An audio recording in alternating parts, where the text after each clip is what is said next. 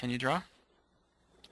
I don't think so. Hmm. I don't have the icon on my thingy. Okay. Well, Maybe everyone could just visualize these things on the screen in their own brain, kind of like transpose their mental image there. well, I'm gonna draw something. Oh, all right, go for it. Okay, so I'm gonna draw a tree.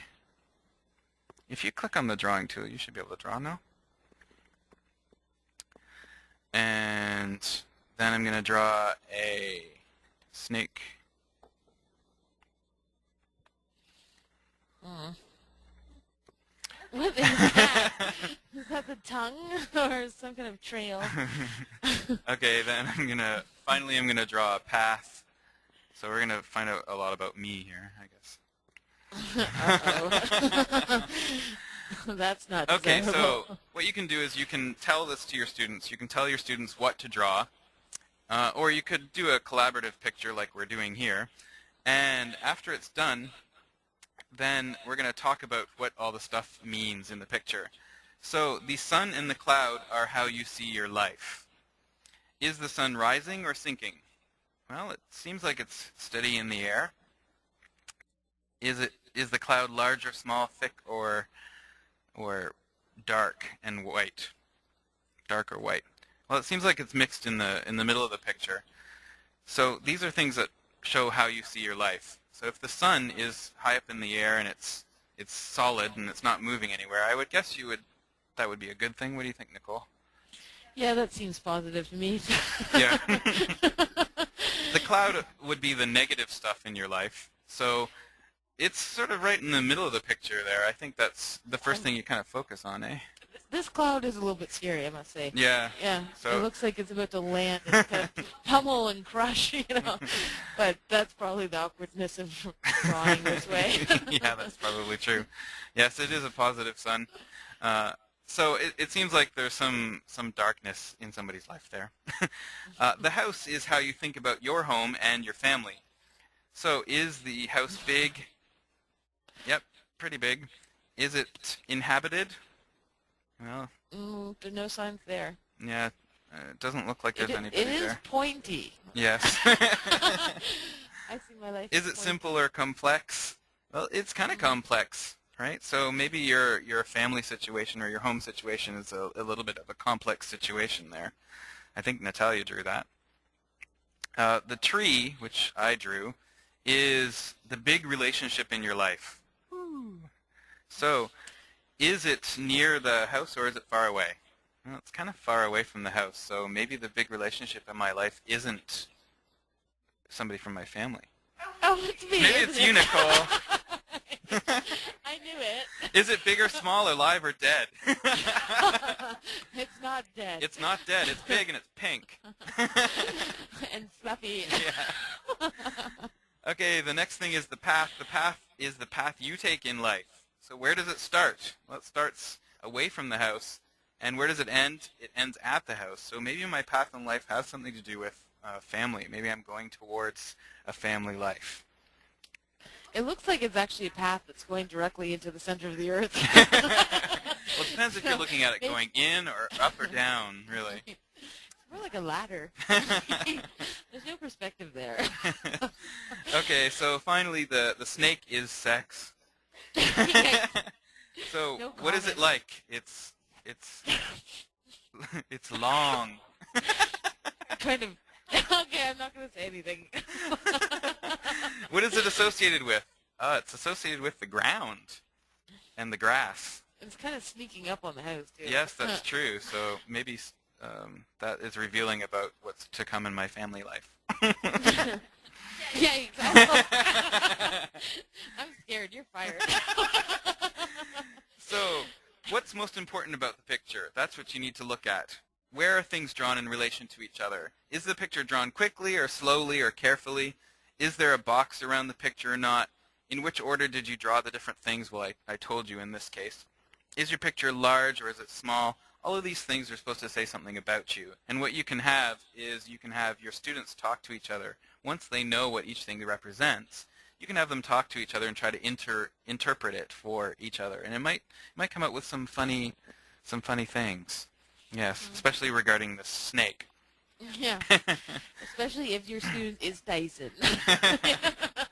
An extension to this activity could be for students to discuss how they think the picture would have been different if they'd drawn it 5 years ago, or how it might change in the future if they draw it in 5 years' time. And similarly, the students could write about themselves, maybe an article in the newspaper about their lives, or maybe their partner's lives. Okay, so it can be a fun activity and kind of revealing, to be honest. Yeah. Okay, so let's move on. All right, so finally, the book has some great ideas for using neuro-linguistic programming and multiple intelligences theory. These are usually done in a sequence in this book, so there's usually a couple of activities that you can do regarding these things. The first one generally introduces the concept of multiple intelligences or the learning styles, for example. The next couple of activities practice what do those things mean, do the students remember, and I think this would be particularly good for not only yourself as a teacher, finding out about your students, but also maybe for TESOL students. Mm. So if you look at this picture, you can see sort of representations of all the different multiple intelligences that there are out there. And I know we have to go a little quickly here, but what we're going to do is a bit of an abbreviated version of Activity 18, Multiple Intelligences, on page 40 and 50. And what I want you to do is I'm going to launch another poll here, and I want you to choose the box of the group that appeals to you the most. Okay? So here's a new poll for you. Tick the box of the group that appeals to you the most. While you answer, think about what the picture from here, from the first page, means, and maybe you can associate a multiple intelligence with the one that you are choosing. Okay, so a few people have voted. We're still waiting for some more people to get an idea of what one appeals to them the most.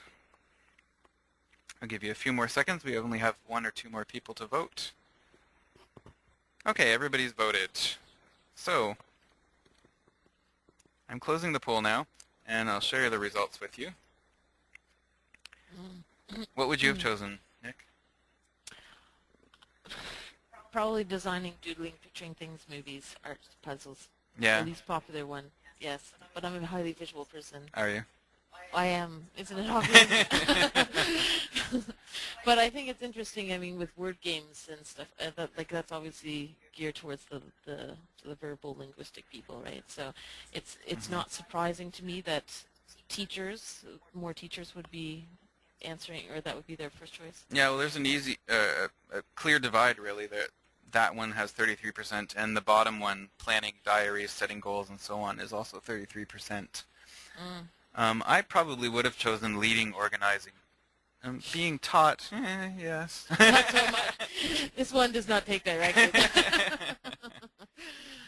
Okay, so I'm going to hide those results. But what I would do if I were students is there would be more of these, of course, because there are 8 multiple intelligences, and students are trying to decide a name for this category, right? They probably don't have exposure to multiple intelligences yet, so what they're going to do is take the different things that are in each of the boxes, try to categorize them into what type of person or what type of intelligence they think they are. Okay? So you might have noticed that number 1 was, oops, I'm sorry, I didn't hide the poll there. Oh, there we go. These are the multiple intelligences that are used. So number 1 was the linguistic one, the verbal linguistic one, right, as Nicole suggested. Right. Number 2, which was questioning, exploring, science, and so on, that is the logical mathematical type.